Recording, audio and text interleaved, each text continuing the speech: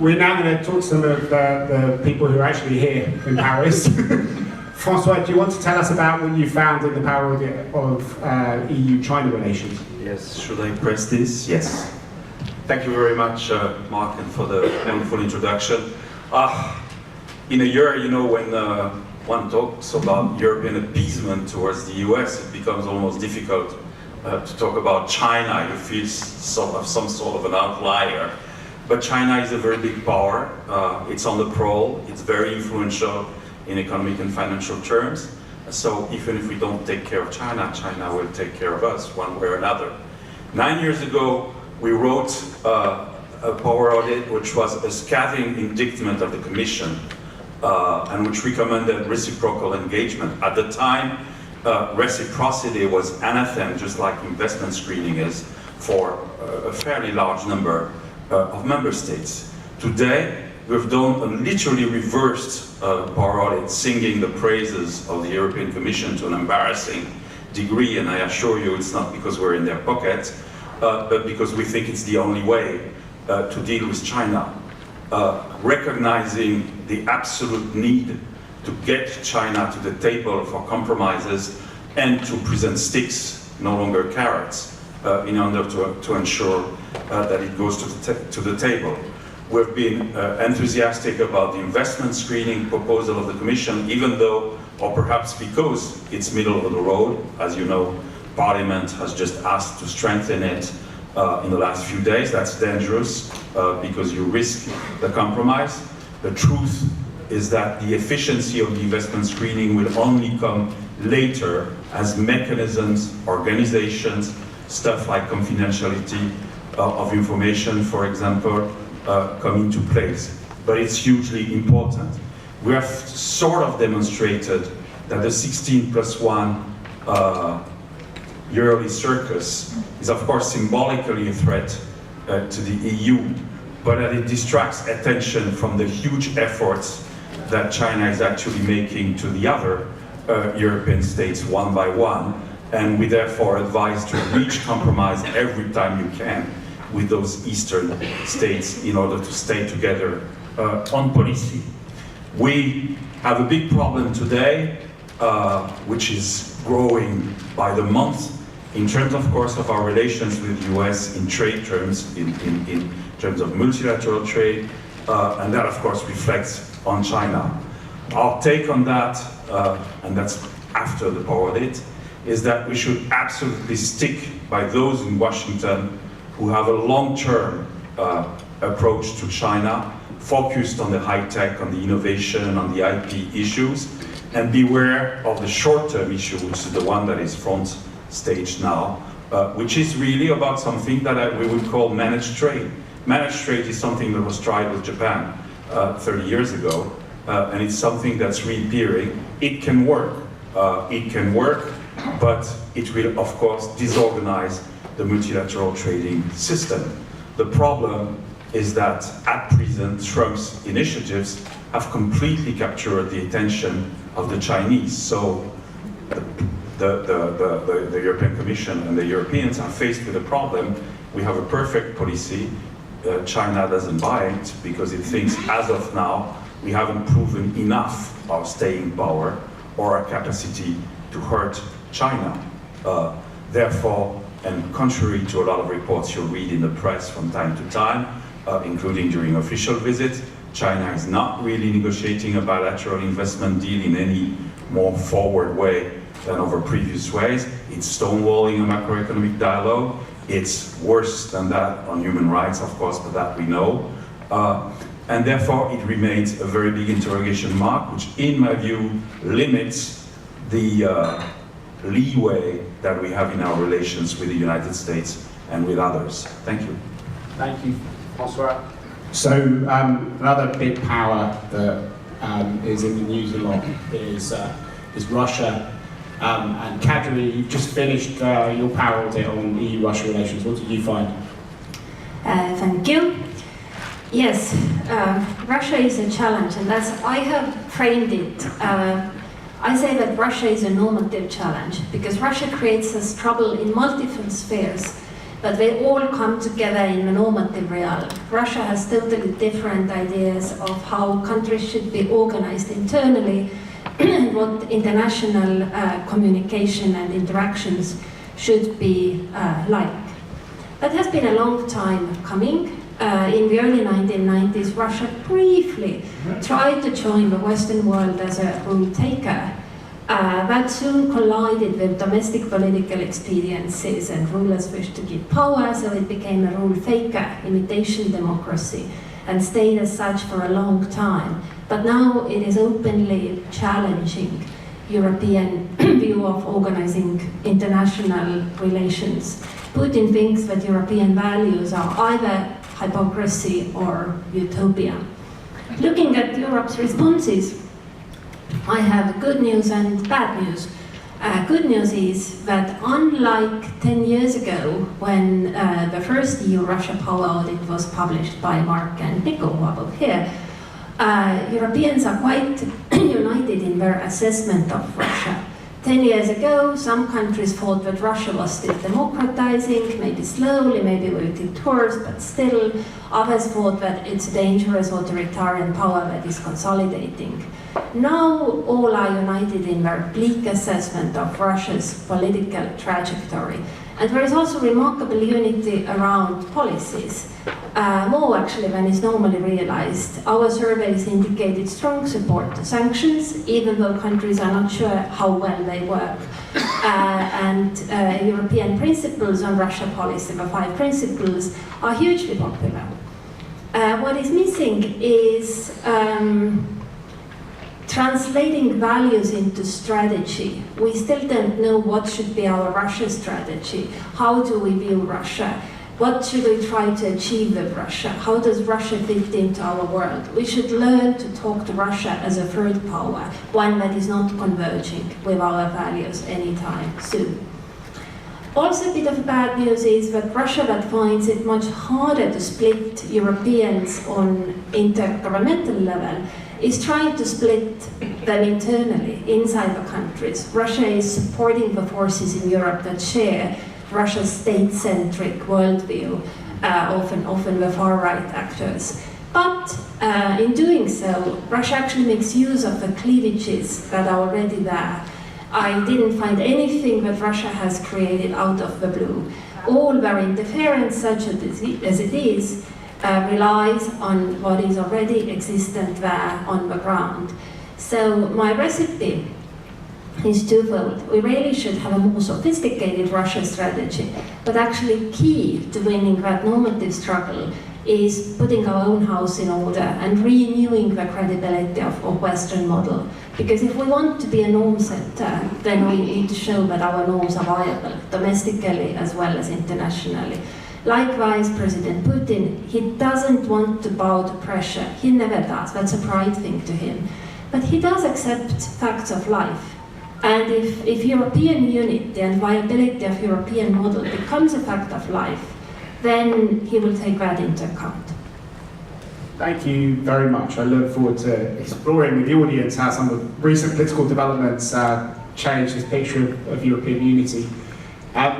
The 4th power audit we did is maybe the most shocking to people who think about the EU, because this is not a third country, this is a candidate country. So the idea of looking at it through the prism, the relationship through the prism of power rather than through questions of the acquis communautaire and the Copenhagen criteria is quite a new way of looking at that relationship. Asli, what did you find in your EU-Turkey power audit? Thank you, Mark. So the title, let me just share with you as a teaser, is called The Discreet Charm of Hypocrisy, an EU-Turkey power audit. It reveals a lot, and in fact, it was inspired by a meeting here in this town in Paris when Turkish President Tayyip Erdogan was invited by Emmanuel Macron, his French counterpart, for a visit in January, on January 5th, during a joint press conference. Interesting, Macron said something interesting when asked about Turkey and EU. He said, we must do away with the hypocrisy of pretending that there could be a forward movement in the accession process.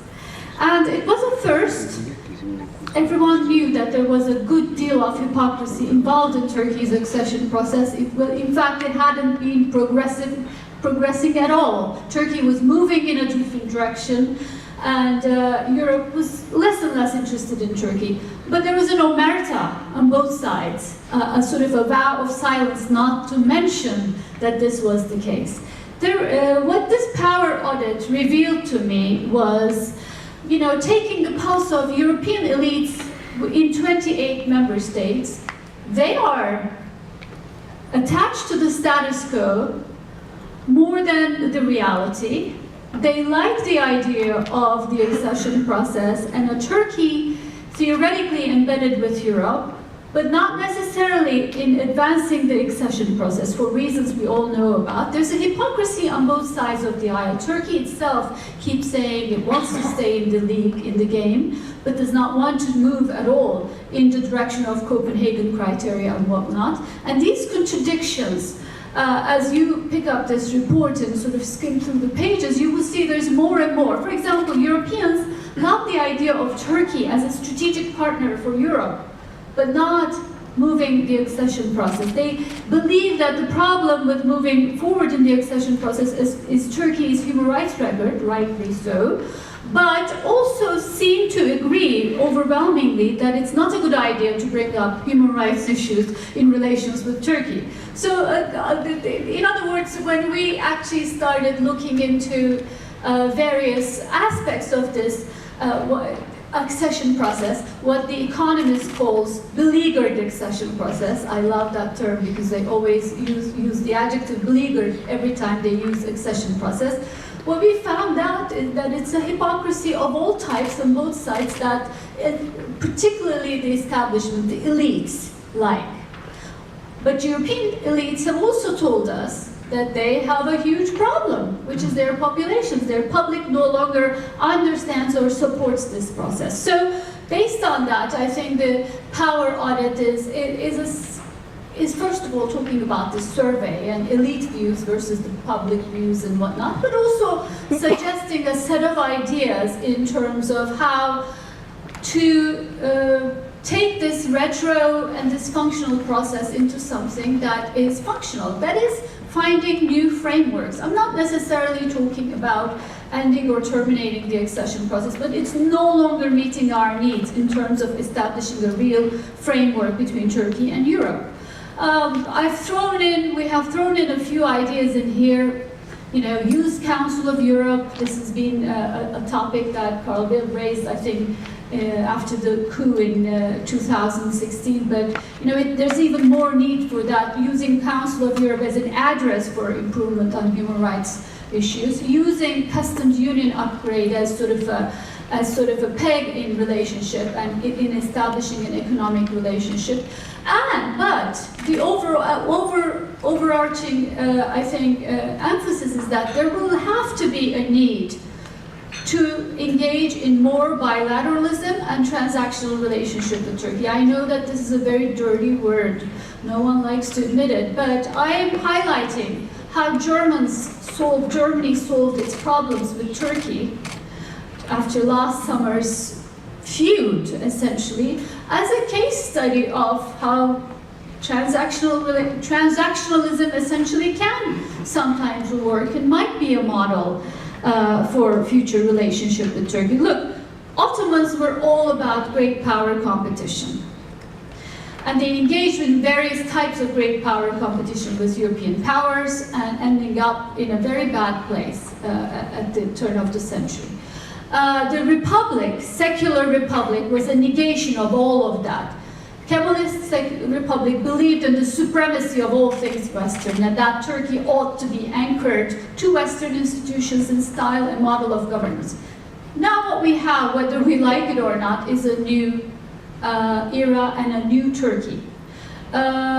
Pretty much interested in being a powerhouse in its own region, very embroiled in its own region, wanting to negotiate with the West, but also have complementary alliances with Russia, China, and whatnot. So all in all, with this new Turkey out there, what I'm suggesting is the current format of the accession process is a little bit retro. Okay.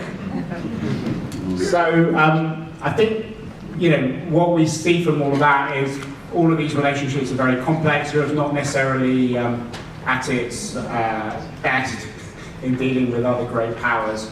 And it would be really interesting to explore maybe some of the commonalities later. But before we do that, maybe I could invite some of the council to come in. I'm conscious of Carl's very stern warnings at the beginning about timekeeping. So we only have about 10 minutes left for this session. But so people could be very brief in their comments and remarks. Can we send the mic to Thomas over there? Sure. If you could introduce yourself. Sure, Tomasz Malaszek, Director of Carnegie Europe, and many thanks for an excellent kickoff panel. I will do the unfair thing and quibble with poor Jeremy, who isn't here. But that's okay, he's a friend. I will impart the same message personally. Having just spent a few days in Washington, literally during the day that Mike Pompeo gave his speech on Iran, I understand the anger on Jeremy's side and frankly my own friends, colleagues in Carnegie at the Iran deal, and therefore the desire for Europe to stand up to the United States and form sort of a unified alliance against the vandalism earward from Washington. But if, and this is a message to Jeremy, if it is to succeed, we're going to have to be a bit more nuanced about it. I don't quite recognize the reality as he put it in his short speech or in a write-up for us for this forum, the sort of United States uniformly bad on all issues that matter to the Transatlantic Alliance. The reality is, sounding like an American now, but it's worth recalling. There was actually under Donald Trump that the spending that the United States devotes to the defense of Europe has gone up fivefold, from about 890 million under Barack Obama in the dying years to about 5 billion under Donald Trump. The reality is, and this is the point, the reality is for a great number of Central and Northern Europeans, the Transatlantic Defense Alliance is not just it doesn't just continue to be important in substantive terms, it has actually gone from strength to strength. So the message we're going to have to build up, if we're going to be effective on the issue of multilateralism, has to acknowledge that in defense terms, the relationship continues to be reasonably robust. We don't like talking about it because it kind of goes against the image of Trump, the universal vandal. But in defense terms, the relationship continues to be fairly robust. We're going to have to package the continued desire on the part of about a third of the EU member states for the Transatlantic Defense Alliance to continue to be strong, with the desire of all of the 28 member states for the United States to behave differently on the multilateral front. That's going to be tricky, but there's no way we can build an anti-United States, anti-Trump alliance without acknowledging the strength and the enduring strength of the defense component. Okay, is there anyone else in that section who wanted to ask anything or say anything? Okay, should we move to lady there in the red top? Hi, Katarina Maternova, Deputy Director General in DG Neighborhood and Enlargement. Just two sentences. One is that I want to echo what Tomasz said. And we had a very nice session that ECFR organized in Washington on the Russia and Ukraine policy. And the strong echo from all of our American friends was, please don't judge us on the Eastern policy based on the tweets. And in fact, this is very much what we hear from our Ukrainian friends, our Georgian friends, our Armenian friends. Their access has never been easier or has not been as easy for the last many years as is now. So I think there is a little bit more nuance on that. And the second point, I would just want to underline what Asli was saying, that also inside us who are doing the negotiations with Turkey, what we feel is very unfortunate that we are in this rut of the enlargement negotiations, which doesn't really allow us to give Turkey what it deserves. Critique, sure, but also it is a strategic partner, and as long as we are stuck on this volley of negotiations, accession negotiations, you cannot get out of the very normative criteria. So I very much like your comments on that. Could you pass the mic to Dianu? Great.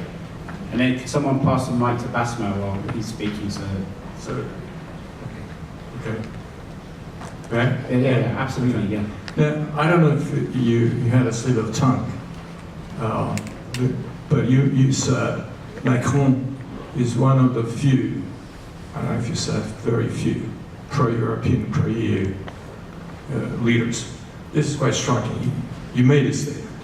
Secondly, the silver line of all the panelists is that there are deep cleavages inside the EU. Okay. And third, it's not cohesive when it comes to articulating the strategy.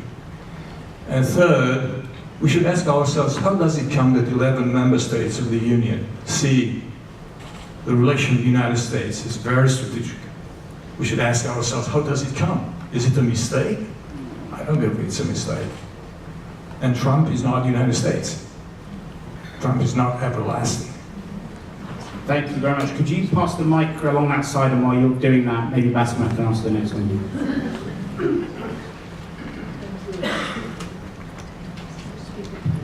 Okay. Yes.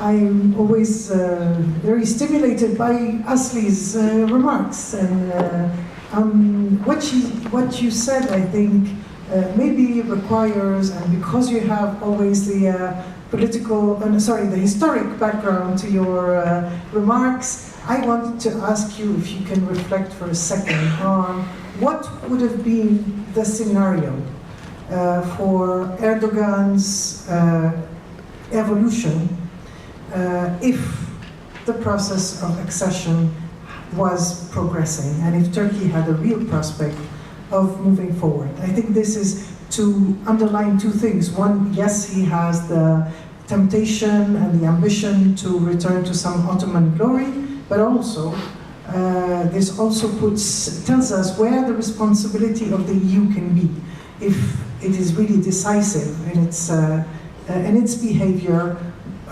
in terms of consequences for how countries evolve on its periphery. Okay, thanks. And then final question for the lady in the second row, third row. Well, is it open? Yes. Actually, if I can take 2 minutes, because I think I'm actually the only new member from Turkey today, and I always agree very much also with Aslan's analysis. I just like to say a few things. One, first of all, I greatly agree with the EU Commission's report. So these are criticisms that I also do as a lawyer every day in Turkey when I try to work for the rule of law and democracy. But I have one important correction to make. It says in the report Turkey has been moving away from the European Union. I think that it has to be the Turkish government has been moving away from the European Union. And we have to remember that there are millions in Turkey who are very attached to European values. They are at the center of our republic for almost 100 years and before. And there are 79% of the people who still want membership, despite everything in the latest poll, and more than 60% of our youth who have voted against the new constitution and for more democracy. So first, there's one thing I want to remind people of, and recently as going towards the elections, people from left, right wing have been united beyond their differences, uniting around values like democracy, justice, human rights. And I think Turkey is gaining a lot in democratic maturity. And so I don't know if a change will happen in 1 month or 2 years or 3, but I think we will see change. And I would like, because to also touch a bit on your question, I think we missed the first rendezvous, which was post-2005, where Turkey was truly making great reforms. And I hope when it happens again, we don't miss that second rendezvous. And I'd like to just a few words, if I may, again, I'm really sorry, we've only got 3 minutes left for the whole Okay, panel. I'm sorry. I'm sorry, but I think it's just to have a voice from Turkey also. I'll write it in a short paper, and if you read it, well, I'll be very happy. And so my name is Ece Güner Toprak. I'm a lawyer and I'm from civil society in Turkey. Thank you very much. Thank you. A very warm welcome to ECFR. Thank you. We will have plenty of time to talk more about the relationship with Turkey, but I'm now unfortunately going to have to ask all of you to say very last thing in less than a minute if you want to comment. And you can also feel free to defend Jeremy in his absence if any of you feel sympathy with him. Francois, do you want to go first? Sure. Two words. First, just from the way the session goes, big danger for the EU, obsessed with the internal problems, brought back to neighborhood policies by the crisis around us, that we forget about the important distant world. We've been through this in the 90s, and there's a very big risk that we're behind the curve on countries like China, on the issues that they pose. Remark number two, in 2 words, we cannot afford to ignore the efficiency of American policy, at least in the short term, with China. Some of you may dispute that, but it's actually with a stick that you do convince China to come to the table and talk. Thank you. Thank you. Kadri. Thank you. No questions about Russia, which is, I suppose, good. But just to reflect very shortly on the influence Trump has on transatlantic Russia strategy, it is true that we have been discussing it. As I view, I think it's twofold. Because on the one hand, Trump has made the world a lot more complicated for Russia. When Europe and America had that remarkable unity earlier, then Russia simply was a disruptive power, and it was very clear, very easy for Russia to be that. Russia could walk up until the red line and stop there.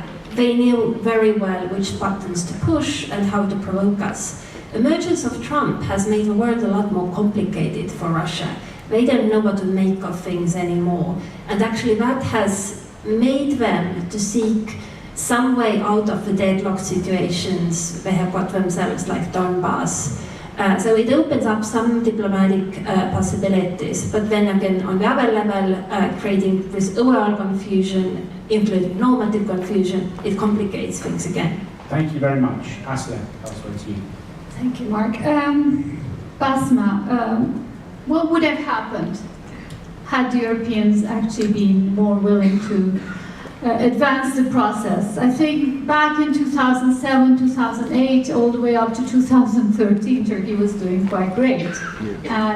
But the door was pretty much shut on Turkey starting in 2010. So when we were doing great in terms of our reform process with Sarkozy and sort of other issues to do with Cyprus, there was already a problem. And I remember, if this is the unknown unknown, would we have advanced into a wonderful liberal democracy had Sarkozy not been elected and has Merkel been warmer, etc., etc.? I don't know.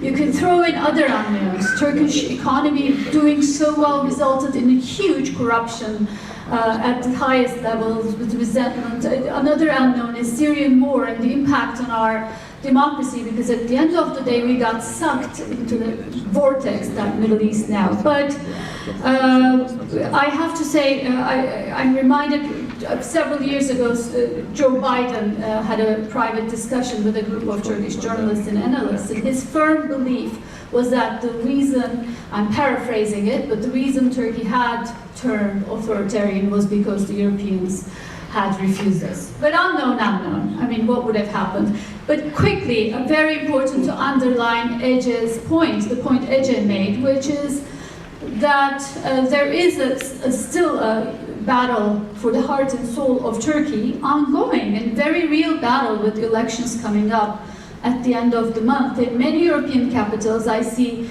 that people take it for granted that President Erdogan is invincible and that, you know, the elections are, he'll win the elections no matter what. But that's not the view inside Turkey. In fact, his coalition is looking more and more fragile and possibly runs the risk of losing the majority in the parliament. So the battle for the direction of the country and the heart and soul of the country inside Turkey is not yet over. And thank you for pointing that out, Ece. Thank you very much. Thank you very much to all of the panel for a really interesting opening to the conference. We're going to pick up a lot of these themes over the next 2 days and go into much more detail.